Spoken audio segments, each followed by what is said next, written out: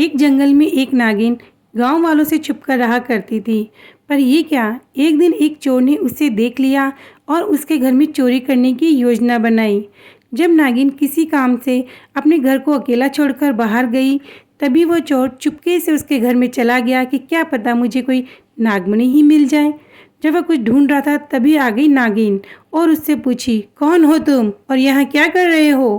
तभी चोर नागिन के पैरों में गिर जाता है और बोलता है, मैं हमेशा से चोर नहीं था, मैं बहुत पढ़ा लिखा हूँ, पर मुझे नौकरी नहीं मिली और अपने परिवार के लिए मुझे चोरी करनी पड़ती है। मेरा नाम राजू है और मैं ही पास के गांव में ही रहता हूँ, पर क्या करूँ, मजबूरी में मुझे चोरी करनी ही पड़ती है। उसकी बातें सुनकर नागिन ने उसे अपने पास बैठाया और बोली, देखो भाई, चोरी से पूरी ज़िंदगी नहीं निकलती है, ना ही ज़िंदगी में शांति रहती है। अगर तुम्हें कुछ करना है तो तुम्हें खुद ही कमाना होगा। और तुम अपने बच्चों को क्या संस्कार दोगे, क्या सिखाओगे? चोरी करना? तो ठीक है, अगर तुम अच्छी ज़िंदगी चाहते हो तो मैं तुम्हारी मदद कर सकती हूँ। मैं तुम्हें कुछ मनियाँ दूंगी जिन्हें बेचकर तुम्हें बहुत सारा पैसा मिल जाएगा। अगर तुम अपना जीवन अच्छा जीना चाहते हो तो उन पैसों से कोई अपना काम रोजगार चालू करो, जिससे तुम्हारा और तुम्हारे परिवार का अच्छा और आनंदमय जीवन व्यतीत हो। ये सब सुनकर चोर की आंखें नम हो गई और उसे एहसास होने लगा कि मैं एक गलत जीवन जी रहा हूँ। नागिन उसे मनियाँ देती है और वो मनियों को लेकर अपने गांव की तरफ आने लगता है और सोचता है कि ये सारी बातें जो आज हुई मैं अपने घर में बताऊंगा। फिर सोचते वह अपने घर पहुंचा और उसने अपनी पत्नी को वो सारी बातें बताई जो आज उसके साथ हुई, और उसने वो सारी मनियाँ भी अपनी पत्नी को दिखाई और उससे पूछा कि मुझे अब क्या करना चाहिए।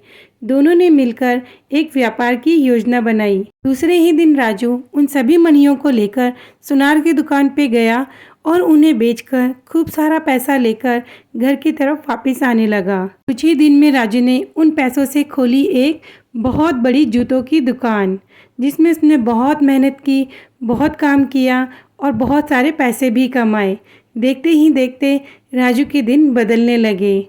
अब उनका रहन सहन भी अलग हो गया और राजू ने भी अपने लंबे बालों को छोटा करवाया और अपने पहनावे को भी बदल लिया। एक दिन राजू की पत्नी कमला ने राजू से कहा, क्यों न हम उनसे मिलके आएं जिन्होंने हमारी ज़िंदगी में इतना बड़ा बदलाव किया है और आज हम सुख शांति से रह रहे हैं। ये बात सुनकर राजू को भी ऐसा ही लगा, क्योंकि वह भी बहुत दिनों से सोच रहा था कि मुझे उस नागिन से वापस मिलना चाहिए। तीनों ही तैयार हो गए और दूसरे दिन बहुत सारे तोहफे और गिफ्ट्स लेकर वो नागिन के पास पहुँचे। नागिन ने उन्हें पहले पहचाना नहीं। फिर राजू ने कहा, मैं वही चोर हूँ जिसे आपने मनियाँ दी थी और एक अच्छा जीवन जीने की सीख दी थी। देखो, आज मैंने अपना जीवन सुधार लिया है। आपकी दी हुई मनियों से मैंने एक कारोबार चालू किया जिसमें मुझे बहुत पैसा मिला है। तभी राजू नागिन को दीदी कहकर बोलता है कि दीदी, आपने तो मेरा जीवन ही बदल दिया, आप तो मेरे लिए भगवान ही हो। तभी नागिन सभी के साथ बैठती है और बोलती है, नहीं नहीं, मैं कोई भगवान नहीं हूँ। जो किया है तुमने अपनी मेहनत से किया है, बस मैंने तो एक थोड़ी सी मदद की थी। मेरी मदद से अगर किसी का जीवन सुधर सकता है तो मैं हर उस इंसान की मदद करना चाहूँगी जो अपना जीवन बेहतर करना चाहता है। नागिन ने राजू से कहा कि देखो राजू, अगर तुम्हारे पास भी कोई ऐसा व्यक्ति आए जिसे मदद की ज़रूरत हो तो उसे ज़रूर मदद करना। हो सकता है उसके जीवन में भी कुछ बदलाव आ जाए। राजू कहता है, ज़रूर दीदी, मैं कभी भी किसी की मदद करने से पीछे नहीं हटूँगा। ये मैंने आपसे बहुत बड़ी बात सीखी है। तभी सब एक साथ खाना खाने लगते हैं और बातें करने लगते हैं। अगर आपको ये कहानी अच्छी लगी हो तो प्लीज़ मेरे चैनल को और नई नई कहानियों के लिए सब्सक्राइब ज़रूर कीजिएगा।